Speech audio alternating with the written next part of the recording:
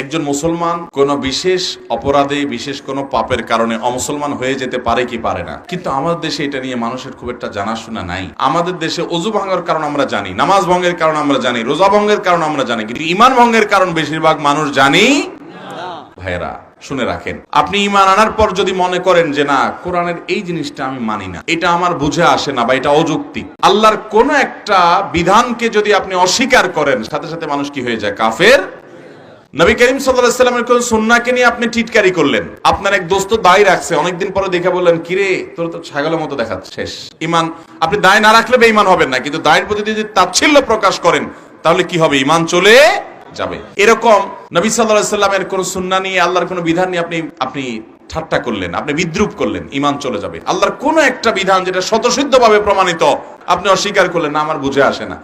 আপনি বুঝার কে? আল্লাহ স্রষ্টা, আপনি সৃষ্টি, আপনার বুঝার কে যে আল্লাহটা আপনার বুঝতে হবে? আপনি সেজন্য অস্বীকার করলেন, ঈমান হারা হয়ে যাবে। আল্লাহ আমাদের ঈমানকে ফিতনার সংকুল এই সময়ে বেঁচে রাখার তৌফিক দান করুন। আপনি আল্লাহর কাছে ইবাদতবন্দি করেন, আবার যায় কোনো মাজারে সিজদা করেন, ঈমান চলে যাবে। কারণ আপনি শিরকে আকবর করছেন, বড় শিরক করছেন, বড় কুফরিতে লিপ্ত হলে ঈমান চলে যাবে।